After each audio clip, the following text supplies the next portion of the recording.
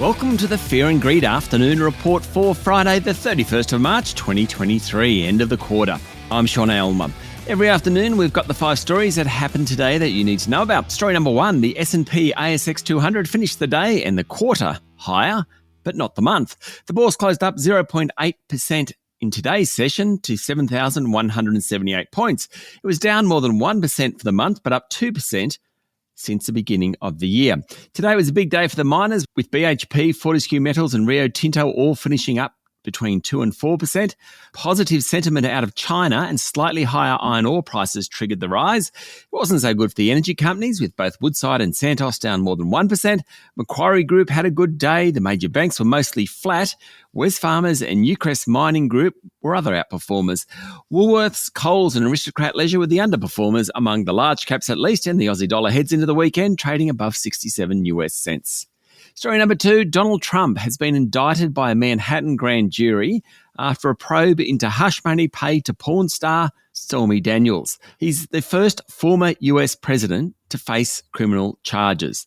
The charges arising from an investigation led by Democratic Manhattan District Attorney Alvin Bragg could well reshape the 2024 presidential race. The 76-year-old Trump is, at the moment, the preferred Republican candidate, among voters at least. Trump previously said he'd continue campaigning for the Republican Party's nomination if charged with a crime, and the announcement is likely to help boost his polling numbers. Trump called it political persecution and election interference at the highest level in history, though he provided no evidence about that.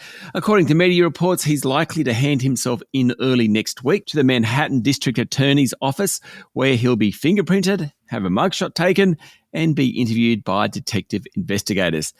Or, of course, he might not hand himself in and would get the spectacle of the former President of the United States being handcuffed and dragged into the DA's office.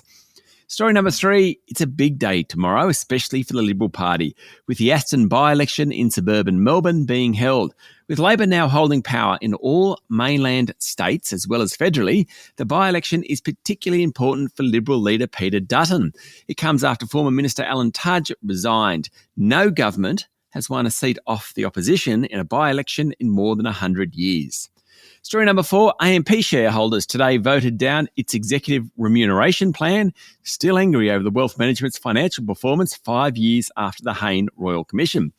At AMP's annual general meeting today, just shy of 50% of shareholders voted against the company's proposed 2022 remuneration report. That's well above the 25% threshold required to hand down an official strike. A vote against the report at next year's AGM would trigger a spill of the board of directors. The company's lost about 75% of its market value since the Royal Commission.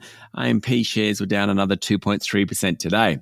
And finally, story number 5, F45, the Australian fitness franchise now based in the United States, has secured $90 million in a debt facility to help the company reorganise its finances and halt the widespread closure of struggling gyms. Longtime investor and actor Mark Wahlberg has been elevated to head of brand. Last year's been a bad one for the ambitious gym company, with $1.15 billion in value wiped from the company's market cap, according to Financial Review.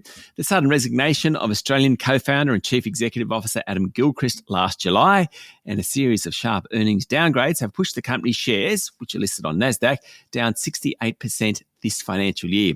F45 sells franchised gyms that broadcast 45-minute circuit training workouts through a centralised program. That's it for the afternoon report for Friday, the 31st of March, 2023. Don't forget to hit follow on the podcast and find Fear and Greed on LinkedIn, Instagram, Twitter and Facebook. Join Michael Thompson and I tomorrow morning for the Weekend Fast 5 by Fear and Greed. I'm Sean Aylmer. Enjoy your evening.